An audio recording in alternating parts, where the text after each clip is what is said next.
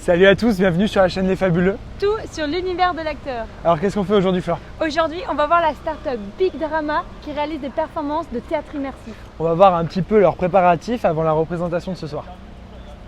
Et ça va être cool.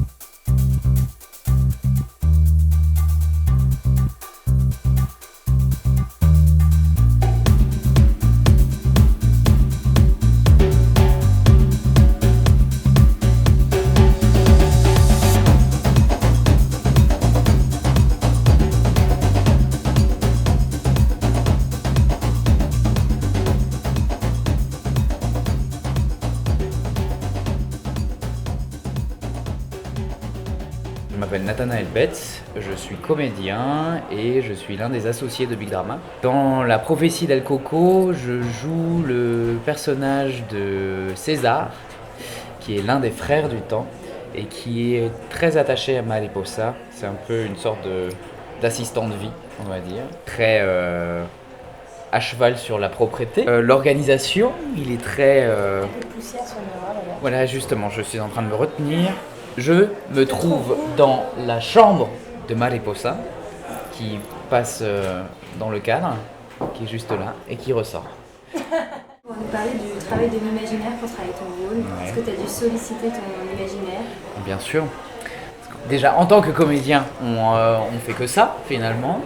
Et moi, je travaille beaucoup sur l'espace, en fait. En tant que comédien, c'est l'espace qui me nourrit. C'est pour ça que c'était très important de pouvoir avoir accès enfin à ce décor-là, à cette chambre-là, pour pouvoir vraiment T'immerger? Ouais, aussi. Quand on parle d'immersif, finalement. Oui, en fait, je pars de l'espace pour développer tout ce qui est tout le reste des sens, en fait. Je fonctionne aussi beaucoup à l'odorat, donc il y a certains types de peinture, de textures qui révèlent certaines odeurs, certains goûts. Vous êtes allé jusqu'à travailler sur des odeurs ou pas? Oui, Si, oui, ouais. il y a une pièce à côté que vous allez voir qui s'appelle le laboratoire, où il y a toutes sortes de flacons, de poudre et de fioles. Dès qu'on rentre dans cette pièce, il y a une certaine odeur, vous vous en rendrez compte.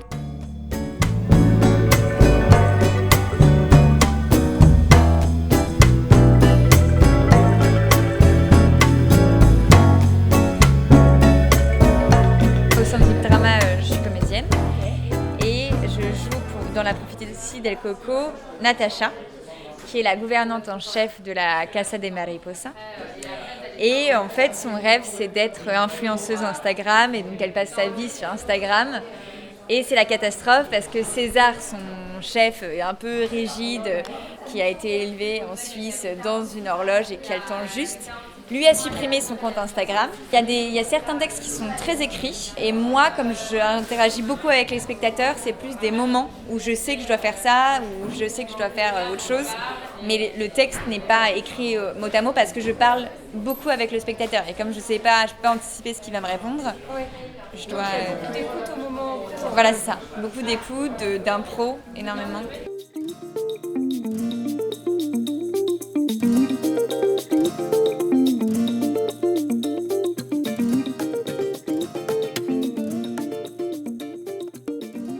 Alpha, chef des Facundi. Les Facundi, en gros, c'est 3 hommes qui explorent le monde et qui sont adeptes de tout ce qui va être raffiné. En fait, ils voyagent, ils aiment la bonne nourriture, les beaux vêtements, se nourrir correctement. Ils vont voyager au travers des religions. Enfin, ils n'ont pas de limite, en fait. Ils explorent et ils essaient de ressortir ce qu'il y a de plus beau et de plus fin partout.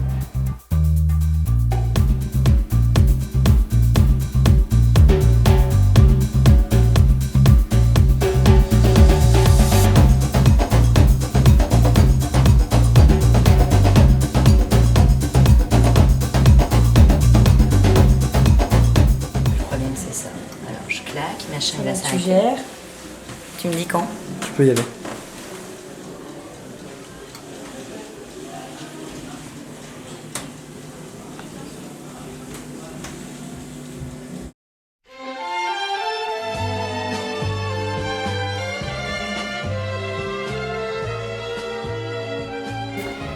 Mariposa, c'est un personnage très attachant pour moi, en tout cas. C'est une femme qui aime les gens, qui aime sa tribu, ses enfants, qui s'est sans doute peu occupée d'elle, et qui est aussi très attachée à son frère, qui est, je crois, fondamentalement heureuse de tout ce qu'elle a construit, de la romerie, des Frères du Temps. Tu es basée sur l'imaginaire. Alors, comme j'ai un lien très fort avec l'Amérique du Sud, que je parle espagnol, que j'aime la musique, les odeurs, les couleurs, que j'ai voyagé là-bas, j'avais la chance d'être déjà très nourrie de cet univers-là.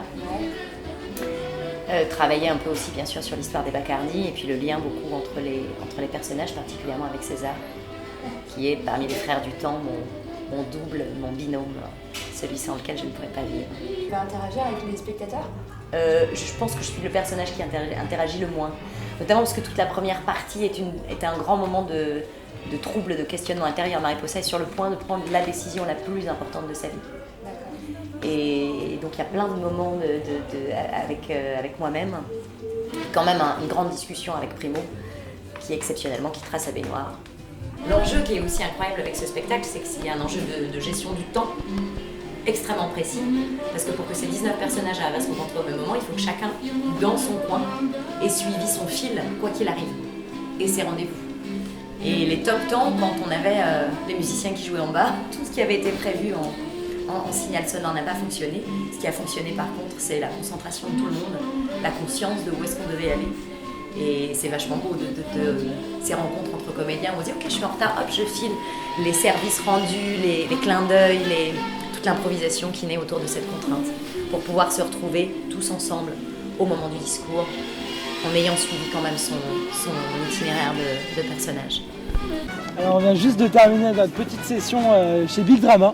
Donc on était dans les backstage de leur prochain spectacle immersif en partenariat avec Bacardi et Merci Alfred. Quelles sont nos découvertes, Clément? Qu'est-ce qu'on a apprécié? Alors nos découvertes, ce qu'on a apprécié, c'est qu'on a pu vraiment voir que c'était un travail d'équipe, mais vraiment d'équipe quoi. 19 comédiens et en tout ils sont genre une soixantaine sur le projet, donc costumier, chef déco, 5 scénaristes, régie, scénariste, metteur en scène. On est vraiment dans un univers et voilà, les gens, le public va entrer là-dedans et s'immerger dans une pièce. Et ils vont pouvoir interagir, donc c'est un appartement qui est sur 2 niveaux et après ils peuvent se promener dans chaque pièce et interagir avec certains comédiens, avec certains personnages. Et on a eu l'occasion donc de parler avec certains comédiens qui nous ont donc... C'était rigolo parce qu'en fait on leur parlait et ils nous parlaient à la fois d'eux et à la fois du personnage. Ils étaient déjà en fait en train de jouer. Et il y a eu un gros travail de création de personnages où vraiment ils ont chacun construit au fur et à mesure un personnage fort et toujours avec des liens entre tous les personnages. Du coup ils se sont tous à un moment ou un autre de leur processus de travail rapprochés pour être en cohérence dans leur jeu quoi. Et d'ailleurs, ils ont parlé d'une résidence. D'abord, il y a eu un gros travail d'écriture par les 5 ou 6 scénaristes qui travaillent sur le projet. Et ensuite, eux, ils ont travaillé en improvisation, justement pour nourrir et pour comprendre chaque personnage. Et ça, au sein d'une résidence. En fait, ils ont vraiment mélangé les arts. Ils ont mélangé la danse, la musique et le jeu, le théâtre et le chant. Donc, il y a vraiment tout. Il y a énormément d'arts confondus. Et c'est vraiment passionnant. Ouais, c'est vraiment passionnant. En cohérence justement avec notre dernière vidéo, les 5 compétences fondamentales de l'acteur, on a essayé de savoir eux comment ils travaillaient avec l'imaginaire. Avec l'imaginaire et aussi l'écoute. Donc on a une comédienne qui nous parle justement du fait qu'il y a tout un travail d'improvisation et d'écoute par rapport au public parce qu'elle elle interagit beaucoup avec le public. C'est celle qui fait Natacha El Coco et qui demande à tout le monde s'ils peuvent la suivre sur Instagram. Donc elle, ça lui demande de travailler son écoute pour pouvoir interagir en live et d'improviser en fonction du public.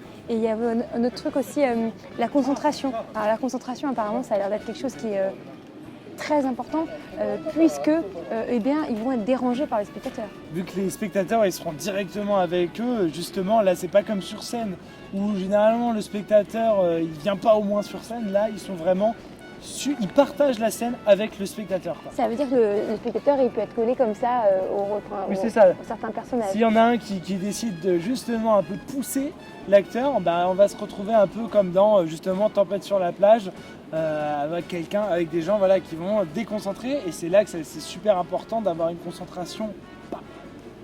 Impeccable. Il y en a une justement qui a travaillé un petit peu en sense memory, c'est-à-dire qu'en fait son personnage a des points communs avec elle, sa vie, ses origines, etc. Et elle a essayé de se servir de ça pour nourrir le personnage tout en créant un personnage à part entière. Donc sense memory, c'est mémoire sensorielle. Dans le concept du théâtre immersif, pourquoi il faut être à l'écoute, se concentrer, c'est qu'en fait il y a un fil conducteur à suivre et les comédiens ne se voient pas forcément, mais ils doivent à un moment tous se réunir pour certains moments clés de la pièce. Et du coup, il faut pouvoir suivre son fil conducteur et arriver au bon moment et retrouver au bon moment un autre comédien. Donc ça a l'air d'être le gros challenge. Donc pour ça, ils ont des moyens d'appels sonores, donc c'est peut-être les musiciens qui font le rappel de « Ah, c'est le moment d'y aller ». Mais pour y aller, il faut être sûr qu'on a déjà terminé son propre film. Alors, c'est terminé du coup pour cette petite vidéo. Ouais, bah du coup, si la vidéo vous a plu, likez. N'hésitez pas à la partager un max, il mérite vraiment qu'on les partage parce que c'est du gros boulot. Et bah non, rien, abonnez-vous aussi si vous voulez et puis vous pouvez aussi appuyer sur la petite cloche pour recevoir les news en fait quand on sort notre dernière vidéo. Salut à tous. Salut!